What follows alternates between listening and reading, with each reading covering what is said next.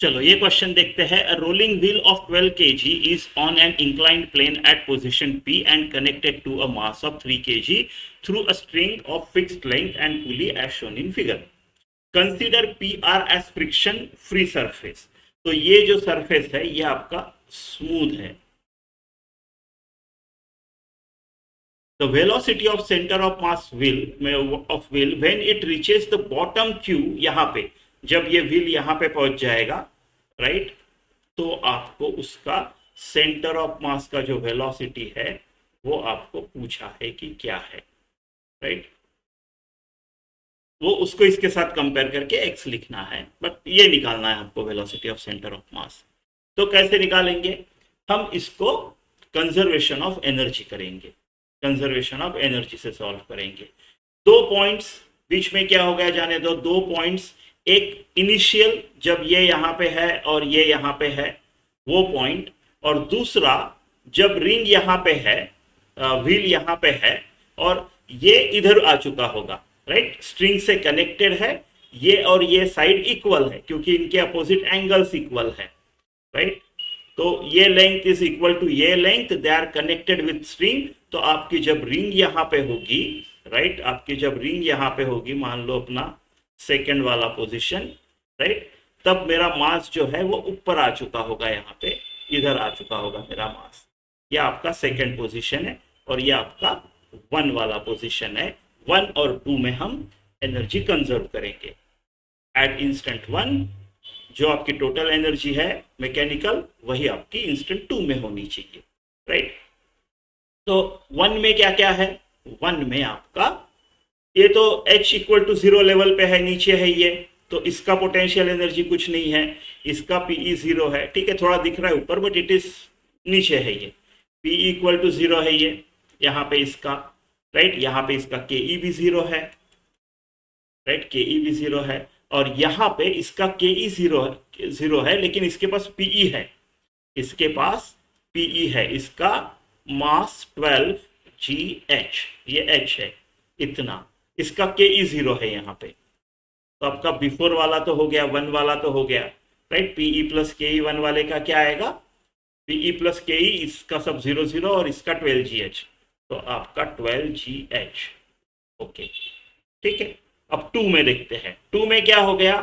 To में देखो, to में आपका इसका एक वेलोसिटी भी है, राइट, इसका पीई जीरो है टू में, क्योंकि ये अपना एच इक्वल टू जीरो है, जो है bottom level PE equal to zero वाला लेवल हॉरिजॉन्टल यहाँ पे है, तो इसका पीई जीरो है, इसका केई जो रहेगा वो है, उसमें रोटेशन भी आएगा और ट्रांसलेशन भी आएगा, बिकॉज इट इज रोलिंग, दोनों कर रहा है ये, राइट, दोनों कर रहा है ये, तो इसका आएगा।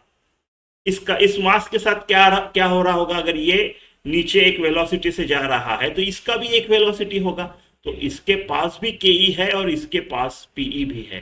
पीई क्या आएगा? एम जी एच, 3GH, और के ई इसके पास क्या होगा? अब ये तो ब्लॉक है ना, ये रोल नहीं हो रहा है, तो नॉर्मल हाफ M3V का स्क्वायर, ये VCM, ये सेम रहेगा, कनेक्टेड है ना इनएक्सटेंसिबल स्ट्रिंग से, तो ये भी और ये भी सेम है, ठीक है। तो ऐसा है, तो टू में क्या होगा? अब मेरा टू में है आपका, चलो पहले ये वाला बॉडी लेते हैं व्हील, तो इसका रोटेशनल का के क्या आएगा? हाफ आई, चलो आई लिख देता हूं, आई about centre of mass and omega square, half I omega square plus rotation भी, ट्रांसलेशन भी, हाफ एम VCM का स्क्वायर, ये ट्रांसलेशन की, ये रोटेशन की, ये मेरा ये वाला पार्ट हो गया अभी, राइट, इसका पी तो नहीं है, प्लस इसका, राइट, अब इसका पीई है 3GH, MGH 3GH, इसका M3 है, प्लस के भी है हाफ 3 VCM का स्क्वायर, VCM ही आएगा, इन एक्सटेंसिबल कनेक्टेड, राइट, हम डिस्कस, बस ये इक्वेशन सॉल्व करके आपका काम हो जाएगा। अब ये रोल कर रहा है, जब हम रोलिंग लेते हैं तो रोलिंग का कंडीशन क्या होता है? Velocity of centre of mass is equal to R omega, तो आप ओमेगा की जगह VCM बाय आर लिख सकते हैं, राइट। लिख सकते हैं। चलो मैं इसको भी नेक्स्ट पेज पे अच्छे से लिखता हूँ। देखो ये 12GH, ये 3GH, आपका 9GH बचा है। तो 9GH बचा है, राइट। और इधर हाफ, अभी आई क्या लेंगे, राइट। व्हील है, राइट, बीच में इतना मास नहीं है, पूरा का पूरा मास तो रिंग से ज्यादा रिजेंबल कर रहा है, मैं रिंग लेता हूं, राइट, रिंग कंसीडर करते हैं इसको। तो उस हिसाब से M R square, so half M R square, और ओमेगा स्क्वायर की जगह जैसे मैंने बोला वी सी एम का स्क्वायर बाय आर स्क्वायर। ये हो गया half I omega square plus plus half M V C M square. ये एम किसका है, ये एम 12 kg वाला है इसका, और ये 3 kg वाला है। तो half 12 V C M square, half 12 V C M का स्क्वायर, प्लस ये तो काट दिया 3/2 वी सी एम का square, plus 3/2 V C M का स्क्वायर, ऐसा ऐसा, ठीक है। ये आर स्क्वायर गया, राइट, ये आर स्क्वायर गया। तो यहाँ पे 9GH इज इक्वल टू, देखो ये एम वी सी एम, ये एम किसका है, ये एम है आपका ये रिंग का, इसको इन्होंने व्हील बोला है उसका, 12 kg। तो 12 का half 6 V C M square, plus ये फिर से 6 वी सी एम स्क्वायर, और ये 3/2, 3/2, इसको चलो 1.5 लिखने से अच्छा 3/2 ही लिख देते हैं, 3/2, ऐसा ऐसा। तो ये 12/2, ये 12/2 है ना, 24/2, 27/2, ये 27/2 VCM का स्क्वायर होना चाहिए, है ना, इज इक्वल टू 9GH। अब ये 9 और 27 में 3 काट देता हूं, है ना। तो VCM का स्क्वायर जो आएगा, VCM का स्क्वायर जो आएगा वो आएगा 2 ऊपर जाएगा 3 नीचे आएगा, तो 2/3GH, राइट।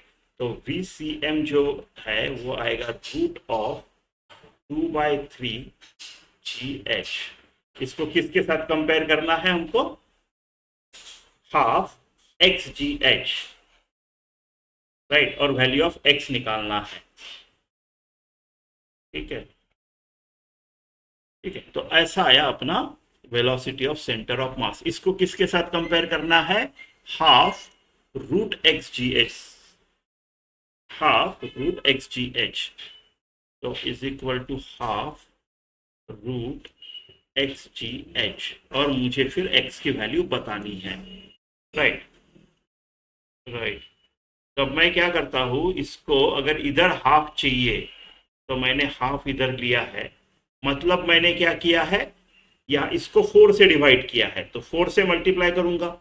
अब ये ठीक है, रूट के बाहर 2 से मल्टीप्लाई 2 से डिवाइड, राइट, इनटू 2/3GH, ऐसे आ गया ये। अब XGH से अगर कंपेयर करूं तो x जो आता है वो 8/3 आता है मेरा, है ना।